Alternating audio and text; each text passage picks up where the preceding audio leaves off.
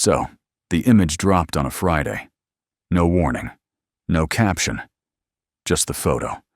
President Donald J. Trump in full papal regalia, white cassock, gold cross, solemn gaze, finger raised like a man who'd just written a new commandment.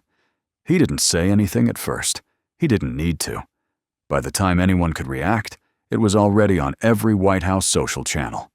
Verified, stamped, spread like holy wildfire. The timing?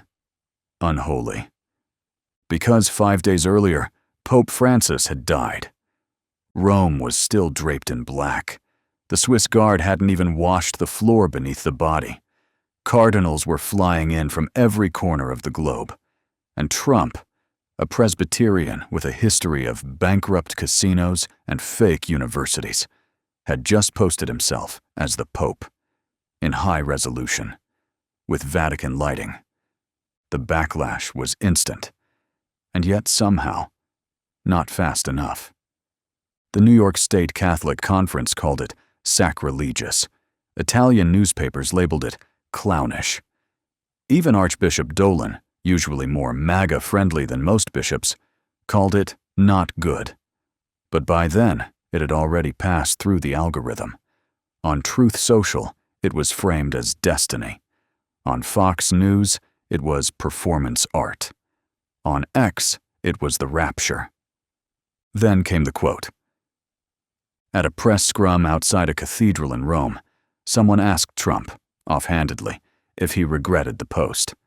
He adjusted his sunglasses, tugged the white sleeve of his cassock, and said, "I'd make a better pope. Stronger message. Way better ratings." He smiled. The wind picked up. Someone, somewhere, said, "Amen." Within hours, it escalated.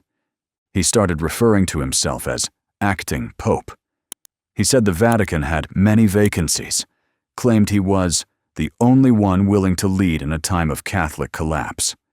Press Secretary Caroline Leavitt issued a follow-up. The president respects the papacy deeply. That is why he is temporarily assuming its duties in an unofficial, spiritually guided capacity. She did not blink once. By Sunday morning, Trump had announced a new initiative, Papal Peace Through Strength. He said the conclave was taking too long and suggested appointing 3 interim popes, including Mike Lindell and Herschel Walker, to serve until a proper selection could be rigged, or voted on, whatever. He also unveiled Trump Doctrine number 33, speak softly and carry a huge cross. It was printed in gold foil on a prayer card, available for $99. Proceeds went to soul outreach, a term not defined. Meanwhile, Vatican officials locked the Sistine Chapel.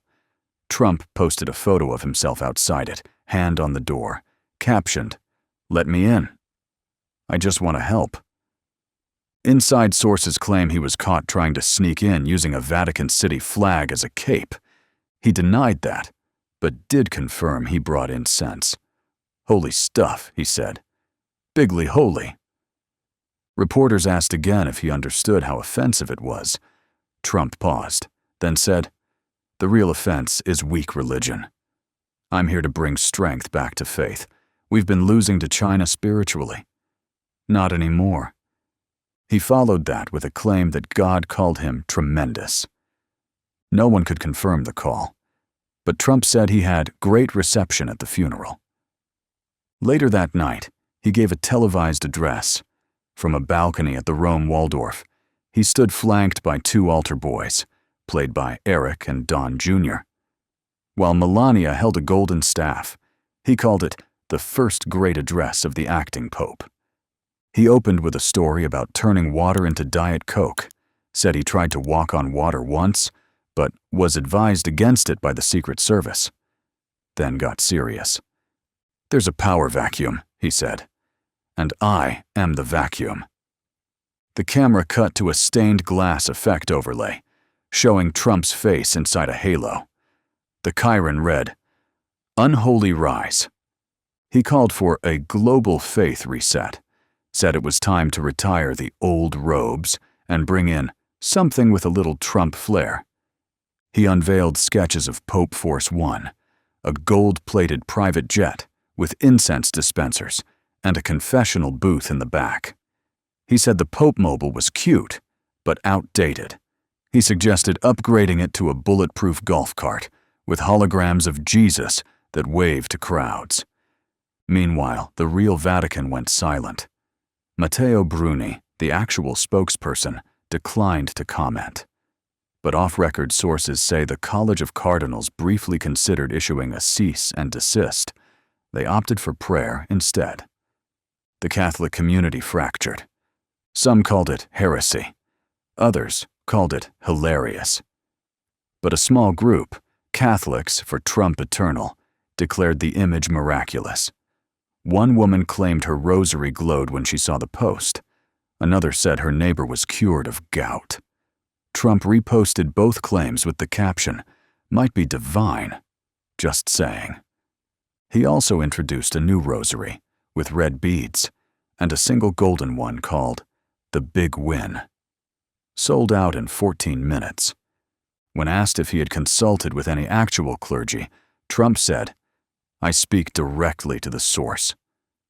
When pressed on what he meant, he leaned in and whispered, "Me." From that moment on, the quote was burned in every headline. "I am God." He said it casually, like he was stating the weather, like it had been obvious all along. By Tuesday, the meme had spread to billboards, T-shirts, and skywriting above Mar-a-Lago. The phrase was even spotted carved into sand on the shore of Lake Como. No one claimed responsibility. Trump retweeted it with, "Italy gets it."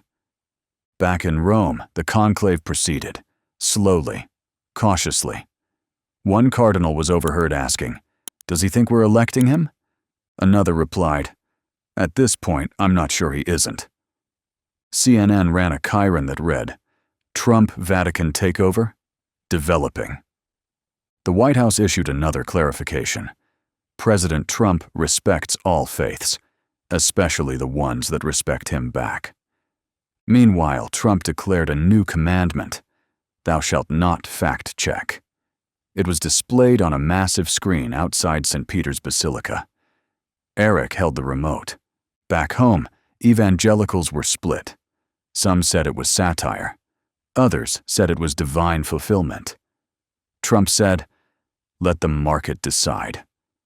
At press time, acting Pope merchandise was outselling MAGA hats 2-1, and when asked what he would do if actually elected by the College of Cardinals, Trump smiled and said, "I'd unify the church, I'd build a faith wall, and I'd make heaven great again." He paused. "And if there's one already, I'll build a better one." This is the irony. And that's the irony. So, disclaimer. This video is a work of satire and fiction. It is intended for entertainment purposes only and should not be interpreted as fact, news, or a representation of real events. Any similarities to actual persons, living or dead, or actual events, is purely coincidental.